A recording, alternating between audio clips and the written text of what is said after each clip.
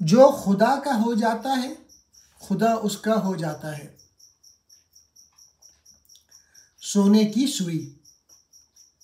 جب حق تعالیٰ کی رحمت و عنایت سلطان ابراہیم بن ادھم کی طرف متوجہ ہوئی تو ان پر عشق حقیقی کا ایسا رنگ چڑھا کہ بلخ کی سلطنت چھوٹ گئی، مگر باطنی سلطنت ایسی ملی جس کے سامنے سلطنت بلکہ زمین و آسمان کے خزانے بھی بے حقیقت ہو گئے۔ شاہ کو خود کی خبر نہ تھی کہ سلطنت کا سرسبز و شاداب باغ آتش حقیقی کی نظر ہونے والا ہے۔ حضرت ابراہیم بن ادھم رحمۃ اللہ علیہ رات کو بالاخانے پر سو رہے تھے کہ اچانک پاؤں کی آہٹ محسوس ہوئی۔ گھبرائے کہ رات کے وقت شاہی بالے خانے پر کون لوگ ایسی جرأت کر سکتے ہیں۔ دریافت فرمایا، آپ کون لوگ ہیں؟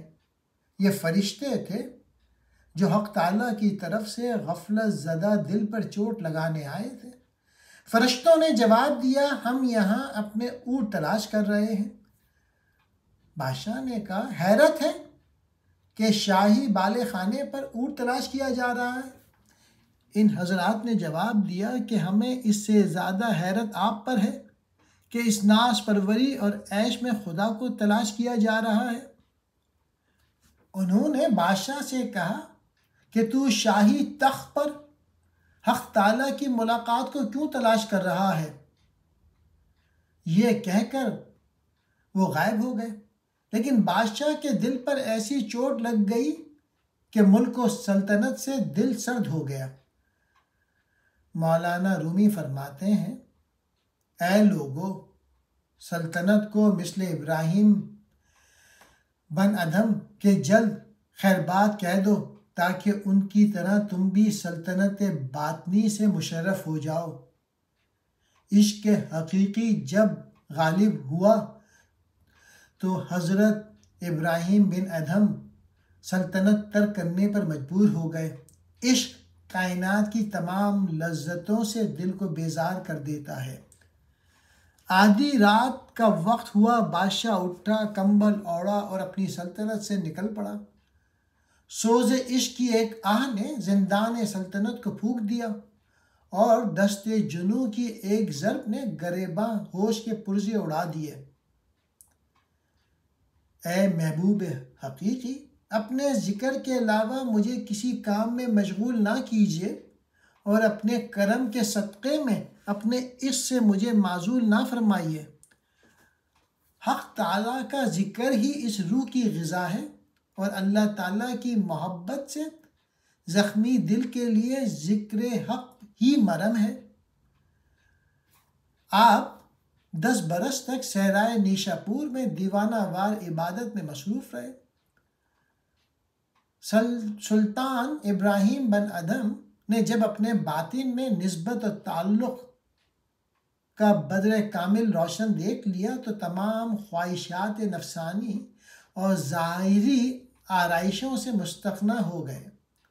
کہاں تاج و تخت شاہی اور کہاں اب دریا کے کنارے بیٹھے ہوئے سلطنت بلخ کا وزیر اس طرف سے گزر رہا تھا۔ اس نے بادشاہ کو اس حال میں دیکھا۔ اس نے دل میں سوچا، یہ کیا حماقت ہے۔ حضرت ابراہیم بن ادھم کو معلوم ہو گیا کہ یہ کیا سوچ رہا ہے۔ آپ نے فوراً اپنی سوئی دریا میں پھینک دی اور بآواز بلند دعا فرمائی کہ اے اللہ، میری سوئی مجھے واپس عطا فرما دیجیے۔ دریا سے فوراً ہزاروں مچھلیوں نے اپنے لبوں میں ایک ایک سونے کی سوئی لے کے پانی سے باہر نکلے۔ جب اس امیر نے یہ کرامت دیکھی تو اپنے فاسد خیالات پر اور اپنی بے خبری پر سخت نادم ہوا۔